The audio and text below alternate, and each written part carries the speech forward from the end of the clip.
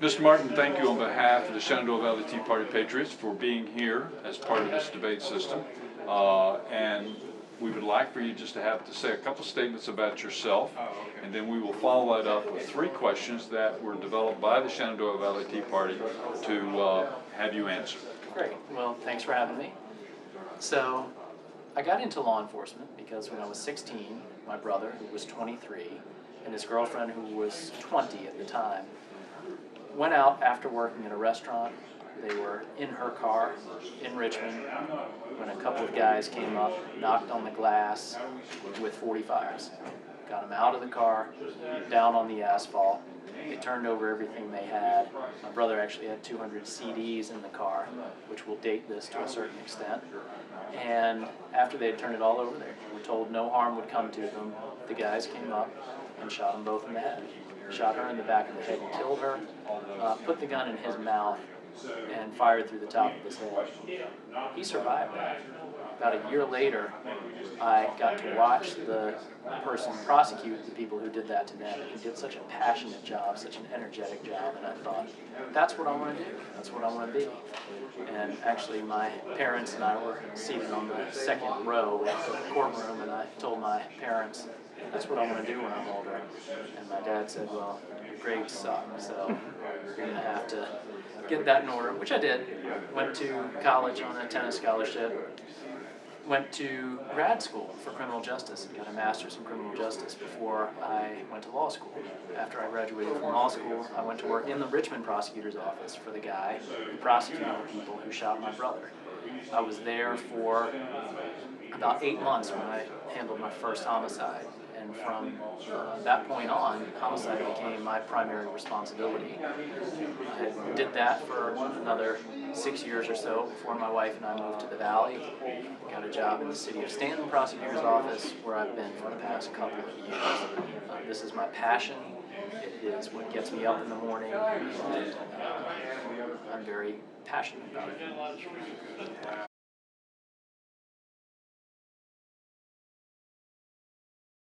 Mr. Martin, as I said earlier, the Tea Party has come up with 3 questions that sort of is our best understanding of perhaps what your office would be doing, and we would like to ask those 3 questions to you. The first question is, how would you work with the Waynesboro and Stanton areas, the cities, in a joint effort to fight crime and the rising gang activity? Well, it's interesting because I feel like we have a very good relationship among the 3 organizations now. I have attorneys that I count as friends in each organization. I will take issue with the perception of rising gang activity. I haven't necessarily seen the uptick that seems apparent, at least as reported in the media. The fact is, prosecuting gangs is no different than prosecuting any other type of violent crime, and that's something that I have quite a lot of experience in. And in particular, what it takes is experience plus passion. It's those 2 things that create a successful prosecution. And in terms of working with these localities, we have a great deal of cooperation already in the areas of the drug court and the therapeutic docket, each of which are dockets that divert nonviolent people away from the criminal justice system, which is a benefit in any number of ways, not the least of which is that it saves money. Second question that would be asked of you is, describe, if you will, your plan for working with the Augusta County Sheriff's Department. That's the most important relationship that there is in the criminal justice world. The relationship between the sheriff's office and the prosecutor's office is absolutely key, and it suffered. I think the rank and file in the sheriff's office will tell you that there isn't much of a relationship between the 2 offices, and they don't get calls when their cases are worked out in advance, so they come in sometimes on their days off, don't get a chance to know that. It's just there's a dysfunctional relationship, and that has set in over 30 plus years that my opponent has been in that office. And it's not due to any indecency on his part or anything else. It's just that our founding fathers never envisioned a situation in which political power would rest in one hands for 3 decades or more. And that has created a staleness. And that staleness has led to a complacency that has really been very detrimental to the relationship with the Augusta County Sheriff's Office. A lot of the sheriff's deputies in that office, who are the ones who do the work on a daily basis, feel that the prosecutor's office does not care. Finally, and this may be in depth for you, I don't know. What would be your major areas of concentration if you were to be the Commonwealth's attorney for Augusta County? My primary area of interest is violent crime, robbery, murder, rape, aggravated assault. That's, of course, a focus. Having said that, drug distribution is something that leads to that sort of crime, and that's another area that I will focus on. One thing that people may not know is that there are minor crimes that are particularly offensive to me, minor or so-called minor crimes, one of which is littering. That drives me absolutely crazy. We live in one of the most beautiful areas that God ever created, and that people toss their drink cups and plastic and everything else all over this beautiful landscape is not only disturbing, but it's also a crime. You can't catch them because somebody has to see them doing it. However, you can catch somebody stealing. You can catch somebody eluding the police. You can catch them doing other things. And part of the punishment for that can be cleaning up that litter. And it's a very effective thing, and it's a win-win for everybody, except the person who has to clean up the litter, of course. Though, that's better than jail, perhaps. Animal abuse is one that is close to my heart. When people inflict harm on innocent animals, I find that to be just an abhorrent behavior, and I will pay extra special attention to that. And finally, petty theft. Petty theft is indicative of a sort of marginalization of a person, in the sense that they're not participating now in society. They have decided that the rules don't apply to them, and seeing that, even something minor, they need to face a consequence for that. If it's 5, 6, 7 hours in jail the first time they do it, that is effective a lot of the time. And it can stop us from having a chronic thief, which is something that we're all trying to avoid. Thank you.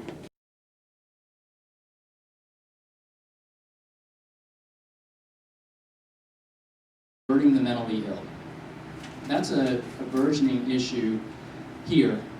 And I think that the Valley in this one is sort of on the cutting edge of dealing with those with mental illness. That doesn't mean getting off scot-free, as it may sound. But when you can divert somebody who's committing a low-level offense before they spend a good portion of their time incarcerated, that's a win for everybody. That's a win for everybody. In particular, that's a win for the county coffers. Incarceration is expensive and wasteful to a certain extent. We incarcerate the people, we should incarcerate the people we're afraid of. But those other people have an opportunity to have their lives turned around, and we have something that I'm the Stanton representative of called the therapeutic docket here in Stanton and Augusta. I'm very, very proud of the work on the therapeutic docket because we've seen some real success. We've seen some people come in who are sick and get the help that they need, and they were in that revolving cycle of criminality, and we've seen them get out of it over the course of a year, which is one of the few things that warms the heart even of a prosecutor, whose heart is already smaller than everybody else's heart. So to have it warmed and grown is a very, very good thing.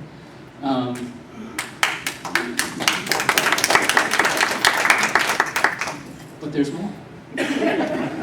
And the more is violent crime is certainly, that's the thing that's closest to my heart, and that's what motivates me. And you can be certain that if and when, unfortunately, there is a violent crime in Augusta County, if I am prosecuting the case, I will be on it. You will see a professional presentation, you will see a confident presentation in front of a jury, a judge, or anybody else, and I would put it up, and my trial skills up against anybody and anybody else in the country. It is what motivates me, it's what I do, it's what gets me up in the morning, and it comes from a personal experience that I'm never going to be able to shake. I will share this one little fact. My brother is well enough now to drive from Henrico County over the mountain out here and help me campaign. He's done that before. He looks good with that red Tim Martin t-shirt stretched over his big stomach. And he has been extremely helpful to me, and that's just a gift from God. My brother has a higher purpose in life. It certainly isn't getting me elected. It's a lot higher than that. But having him here truly inspires me. When he drives over and he has a good attitude, despite his paralysis, despite his difficulty finding words, that is an inspiration to somebody who really hasn't ever had that kind of difficulty.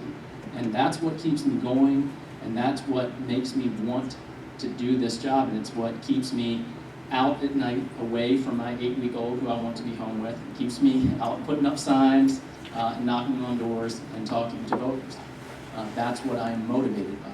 So you better believe when violence comes to Augusta County, the person who has perpetrated it, once caught, is going to regret it.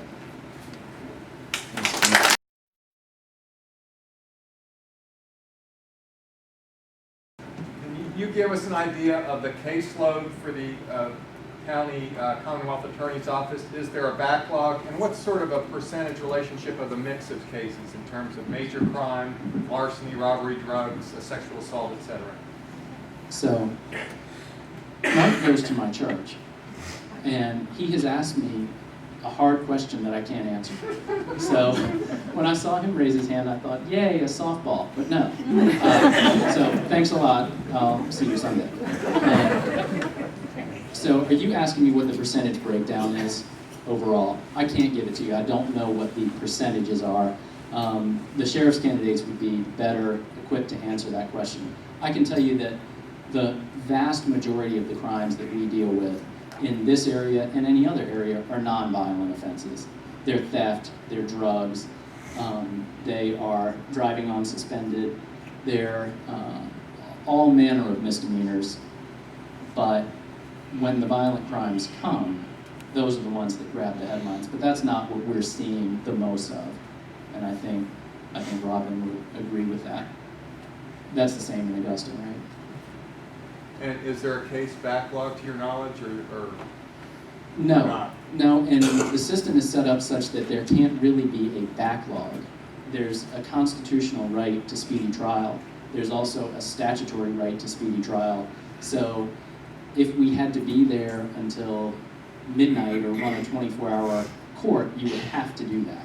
And so are the dockets heavier than we would like them to be? Yes, but that's a matter of getting enough judges to the valley. You know, Richmond, Northern Virginia, and Hampton Roads are resource suckers, and we end up sometimes with the leftovers out here. Not that our judges are leftovers, we have good judges, but that is what ends up happening. So the system can't really have a backlog. What's your policy going to be on plea bargain cases? Are you going to have input from victims, law enforcement? Will there be a plea bargain, atmosphere in your office? Okay, that's a great question, and one that I get pretty frequently. The answer, first of all, to the will there be a policy question is, I don't really believe in blanket policies that are office-wide, because each case has unique facts that often make it so that the policy just doesn't work. So my policy will be to retain the excellent attorneys that they have there now. Work with them to, as long as they're loyal to my vision, keep them for as long as they want to stay there, because there is some talent in that office. And having said that, the plea bargain question is, it's not a simple and short answer. Okay, so plea bargaining is absolutely necessary to the administration of justice. In other words, I'm out knocking all the time, and I can tell that the person thinks that there are too many plea bargains in Augusta County as it is now. And of course, it would be easy for me to stand here and say, oh yeah, too many plea bargains, I'll take care of that. I don't think there are too many plea bargains in Augusta County right now. Whether they're the right plea bargain or not, that's a question for another day. But the issue is, very often, for instance, there is a very tight range that we and an experienced defense attorney can recognize that a case is going to result in, if that makes sense. So we both know that if the case is tried, they're going to get somewhere between 3 and 6 months for it. So if they step up and say, I'm going to plead guilty, I'm going to take responsibility for it, then we'll often say, all right, then you can take the 3 months. And that saves everybody the time and most importantly, the expense of having a trial that could last a day or more. So plea bargaining is beneficial. Now, it can be misused, it can be abused, but I certainly won't have a policy against plea bargaining. In fact, if anything, I'll have a policy that encourages excellent prosecutors to use their discretion appropriately, particularly at an early stage. I think it's important that if we're going to work these cases out, many times felonies are charged, and often, for one reason or another, they result in misdemeanor pleas. And more often than not, that's an appropriate resolution for the case. If that's going to be the case, I want it done early, and often at the district court level. And I know that that's a nuanced and a little bit more technical than the answer that you're looking for. And like I said, it would be easy to give a self-serving answer of, yeah, too many plea bargains over there, but I don't really believe that. And what about the input part from law Yes, the enforcement? input part is the most important. That's why I didn't answer. So the input is absolutely key, and that's one of the things that I very strongly believe has been lacking. Police officers should have a seat at the table before any offer is ever made. And there may be individuals, and I'm certain there are, in fact, individuals who do that, but that is going to be a policy. And that needs to apply in every single case. And you asked about victims. Victims must have a seat at the table as well. However, we're public prosecutors. The final call is ours, but the victim needs a seat at the table. Victims sometimes have expectations, or sometimes the will of the victim is not the best in terms of what will serve the citizenry the most appropriately.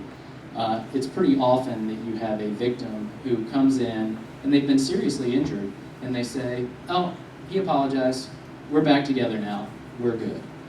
Well, this person may have a history of violence, and we can't let it go like that. We have to see to it that they're incarcerated because they've shown that they're dangerous. And if that victim wants to put herself at risk, that's on her. But it's on us to see to it that other victims aren't created by this person who has a history of violence. So, yes, victims will have input, but make no mistake about it, we have the final say. That's why you elect us. Can you tell us how closely in your current position and possibly in Augusta County, how closely you work with the state crime lab and how that works, how beneficial that is or not? Okay, so over the years, I've worked a lot with the state crime lab, and it was great when I prosecuted in the city of Richmond because you could see it from my office, and it was an easy relationship to have. Virginia has one of the best crime labs in the country. It's on the cutting edge, always has been. The first first use of DNA in a criminal prosecution was done right here in Virginia, and done by the person who prosecuted the people who shot my brother and then mentored me. So we have a really excellent crime lab, and things get sent to them from jurisdictions all over the state. And one of the issues there is that there is something of a backlog there, right? So at the state crime lab, they have new officers in certain jurisdictions that will send the donut wrapper away from a petty larceny for a touch DNA analysis, which takes time. So over the years, they've developed policies. Now we have to approve requests for touch DNA analysis and that sort of thing. So there is a backlog there to some extent. But I'll tell you what, when you need them on a big case and you call the right people, they are right on it. And I've had amazingly good fortune with DNA results from the state crime lab. including a case that was a 1987 cold case where they had what they call a cold hit. So some genetic material was run through the state database that was the result of a rape in 1987. Well, in 2011, they found out who it was, and we tried that guy based on their excellence, really. And keep in mind, in 1987, they hadn't used DNA in a court case yet, but they knew it was coming. So they preserved the material, and it was really fascinating to me that DNA solved that case. I had another case that looked rather weak. We sent some spittle from a parking lot away to the state crime lab, thinking that there was no chance that it would be our suspects, but it was. He was dumb enough to spit by that dead body, which is why he's doing life plus 33 instead of signing off on a plea bargain for less, because the case would have been weaker. And you mitigate the risk sometimes. And in plea bargains, sometimes the whole point of it is to mitigate the risk. We don't want to lose and put a dangerous person back out on the street.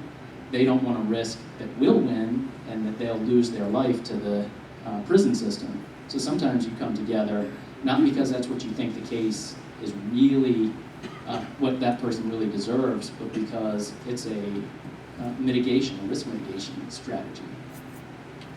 We're going to take one more question, and then we're going to get you all out of here. One more question.